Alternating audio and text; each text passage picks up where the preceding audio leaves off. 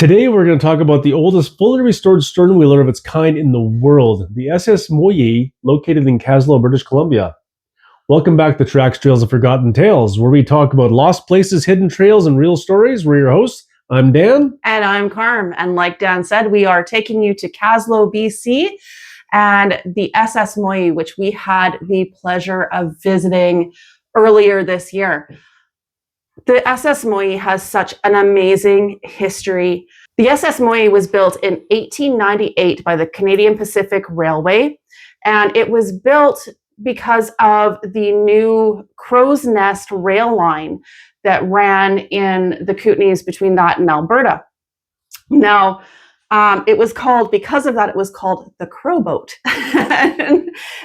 Carried passengers from Kootenay Landing to Proctor to Nelson. It was a very important mode of transportation. As you know, this area was rich with mining activity, looking for silver, zinc, lead, so many other minerals. So these boats were used quite prominently around this area.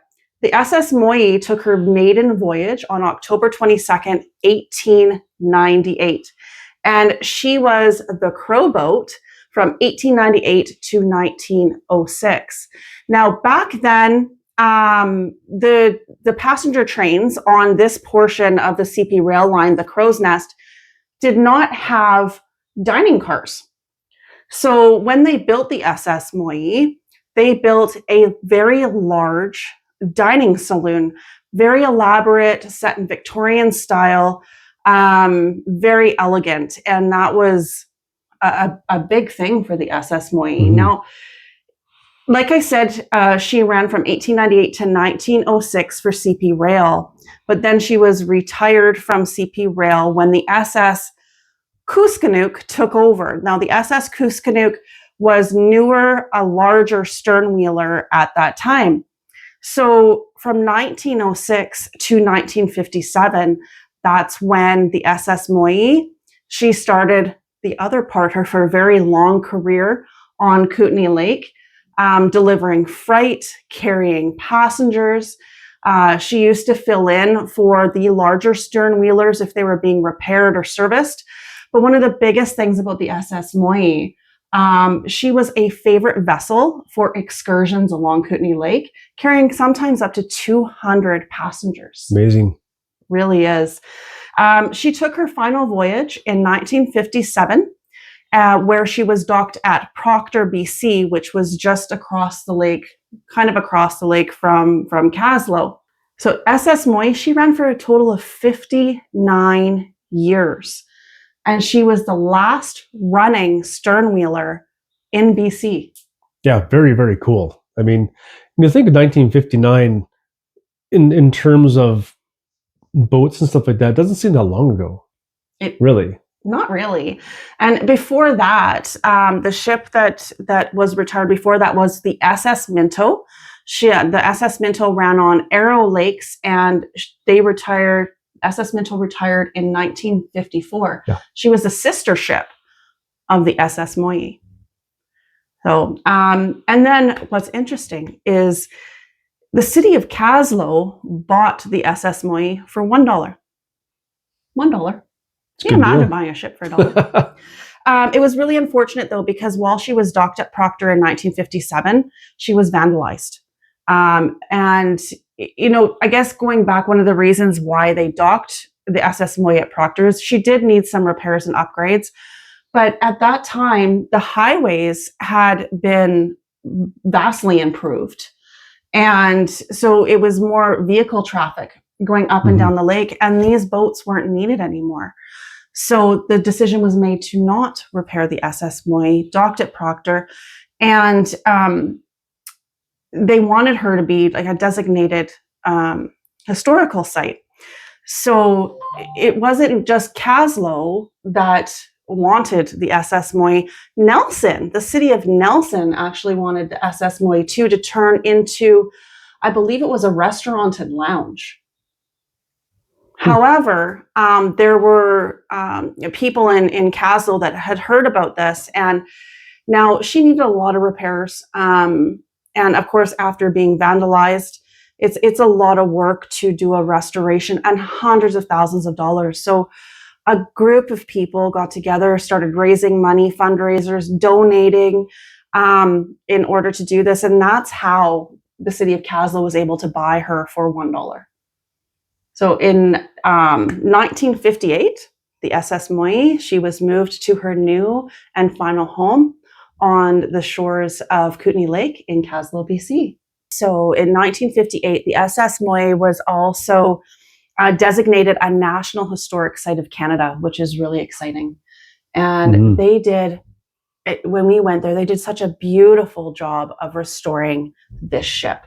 Let me tell you, it is really something to see if you're ever in the area. Highly suggest you check this out. We've bypassed it before.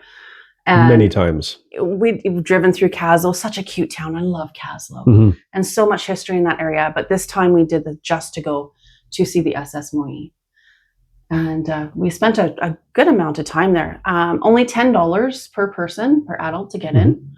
And with that $10, you can come and go as you please all day long. So if you want to leave and go and grab some lunch at some of the many restaurants or whatever, you can do that.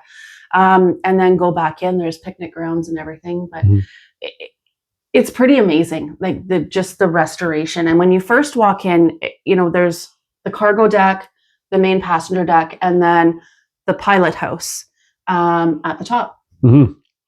Yeah, I'm going to tell you, the restoration of the ship, like Carm was saying, was just amazing. As soon as you walk in, so you walk into the main level of the cargo deck first, and the first thing you see is this giant boiler. Now, what's really amazing about that is the boiler obviously ran the ship, and the pistons and all that kind of stuff, and the motor and the Sternwheeler itself. But it's kind of in a pit when you first walk in, where all the coal was, and they had a guy in there shoveling the coal into the boiler. And these guys used to work 6 hours on and 6 hours off. And not only that, their quarters were down there too, so they never really got away from it. It was just hot all the time. Like, it must have been just boiling down there with that boiler on all the time, running the ship when they were on the lake, right? And noisy. Yeah. I couldn't imagine how much noise that makes. I mean, you listen to movies and stuff like that, in the bottom of the ships, and you're like shoo, shoo, shoo, shoo, shoo, all day long. I couldn't imagine. So yeah, when you first walk in, that's the first thing you see, and that is very impressive. And it's just down a little pit down below there. What's kind of cool though, sorry. No, all good. What's kind of cool though too is that they have these sounds playing as you're walking through. So there's nobody down there shoveling coal, but you can hear the shovel. And you can hear the steam, and it's really neat as you walk through there. It's such a great experience. Yeah, it really is. And to imagine, there's sleeping quarters down there. I can't imagine how hot and noisy that would be. 6 hours on, 6 hours off. They're 6 hours off. I can't imagine they got very much sleep. No, that's got to be an exhausting job and area just to stay in all the time. It was really cool too. Like, you walk through and they have it staged really well as the cargo deck. They had the old Model T down there. There was a chicken truck. It was basically staged as it would be if they were taking a trip across the lake to deliver whatever they had. So the Model T was really cool. It was a nicely restored one. And then the chicken truck she was just mentioning, they had all the hens in the cage in the back or whatever. But I do believe this truck was also made of wood. Yeah, this is the one, the door, the whole cab of it was... all made of wood. Really, really cool. Super amazing. That was, you just loved that. I spent a lot of time around that. I wish I would have, I can't remember if I got a picture of the year it was, but I'm sure there must be one somewhere. If there's a picture, I'm going to pop it up because cool. Yeah, for sure. It was pretty awesome. So down there as well are the galley is also down there, as well as the sleeping quarters. And then on both sides of the ship are the engines with these giant pistons. Those were really cool. They were really long. Like the stroke must have been just massive. Like wow, I couldn't imagine. But they're also encased in plastic. At this point, they probably were not when they were running. And there's a big sign on there that says "Do not disturb asbestos." Yeah, which is an odd thing. I'm not sure why there'd be asbestos in a piston area that was running, but they used to use it for building materials. I guess. But yeah, these things were massive. And if you see the size of the Sternwheeler itself, like the actual paddle wheel in the back, you'd understand why these pistons are so huge. Yeah, we got a picture of Dan standing out there. You don't realize how big it is until you're standing on the outside by the paddle wheeler. It's huge. Yeah, it is just massive. So cool. Yeah, very, very awesome. And then on the next deck, you go up to the passenger deck. And when you walk in, the very front of the boat is the men's saloon. Now, the men's saloon, or also a smoking room, Mm-hmm. and it's hardwood benches, hard seating. They have, what are they called? Spittoons. That's what they're called. You know. And what is a spittoon? You know when they chew tobacco and you spit it out and it goes into that bucket? That makes sense as to what it was called then. Spittoon. Yeah, kind of gross, right? But that's what it's called. And harder seating and everything, and the windows all the way around it. There's also a bar in there for the men where they can get a drink. And so that was really cool. And then when you walk through in the middle of the ship is the dining room that I was talking about. And the dining room is gorgeous. Oh my, you walk in and you see this, it says Moyie on the top in gold and big dining tables. But what was most impressive was this gold leaf stenciling. Now, they found this gold leaf stenciling underneath layers and layers and layers of paint. So that's why I said it's truly amazing, because it does such a great job restoring this. It must have taken hundreds and hundreds of hours to be able to etch all that paint off and leave the stenciling in behind. It's very intricate. It really is. And so the original stenciling was painted by a CPR master painter. And they used all of these little brushes and tools.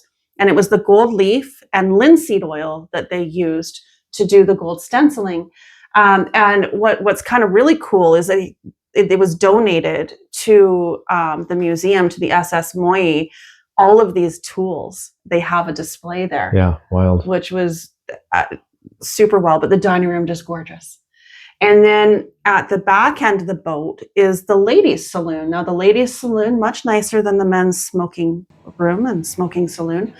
Soft seating, Victorian decoration, beautiful big windows. Right? Yeah, it was very, very, very nice. These ladies, this was a big thing. Like I said before, this was one of their favorite vessels to go on excursions, and ladies dressed in their Sunday best, and the kids. And one of the other displays there that we found super interesting were all these artifacts that they found when they were restoring the windows. Yeah, all the stuff that over the years had fallen in behind the sills and stuff like that.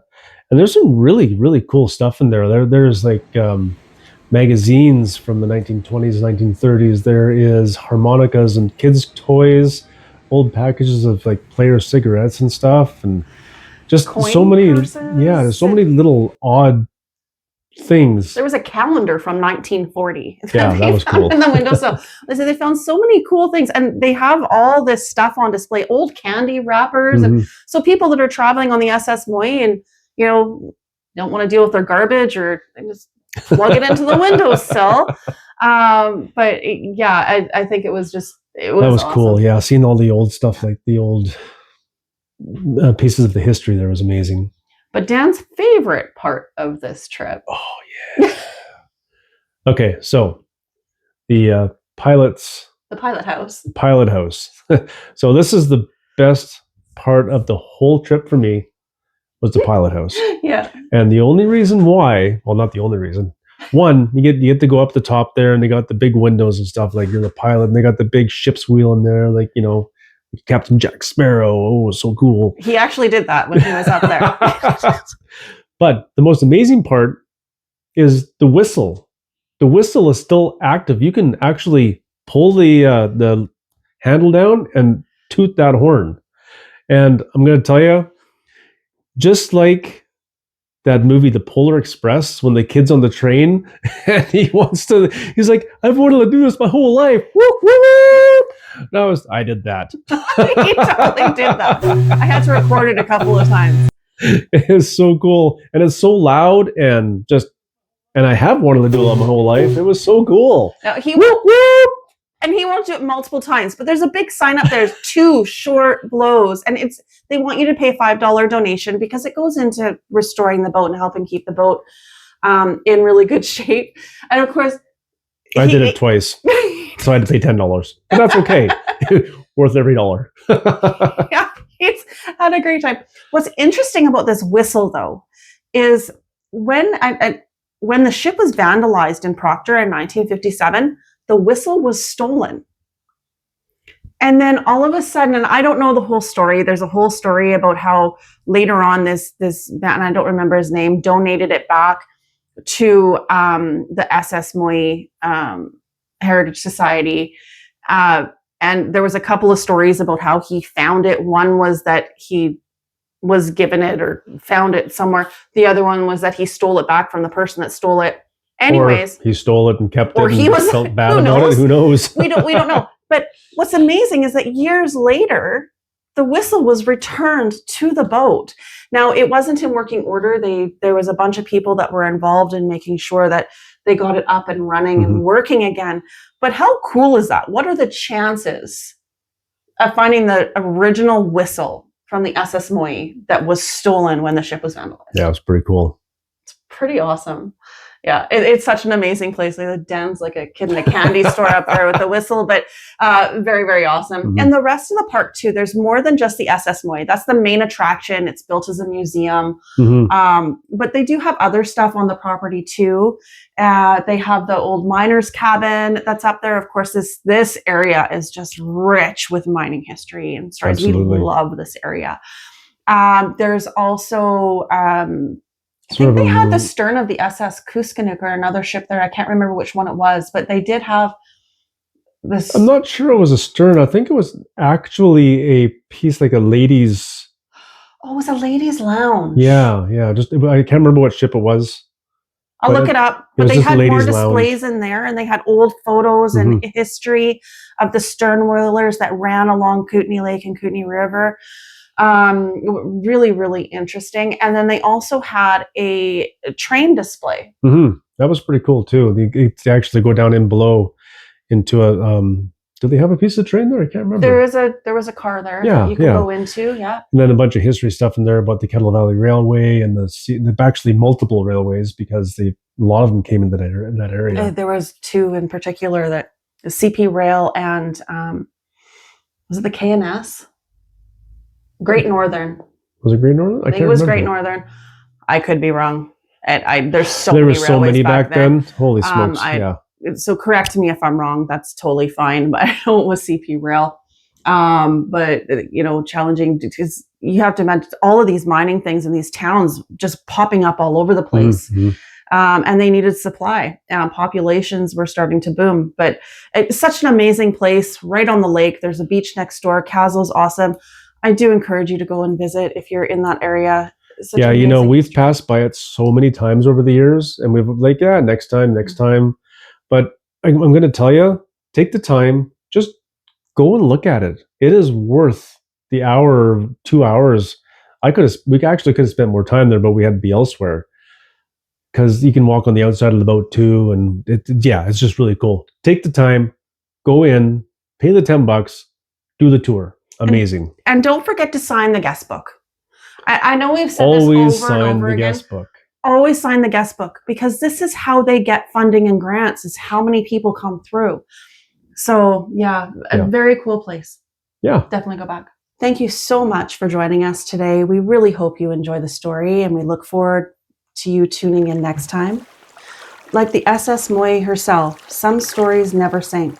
They just drift quietly through time, waiting for those who still listen to the whispers of the past.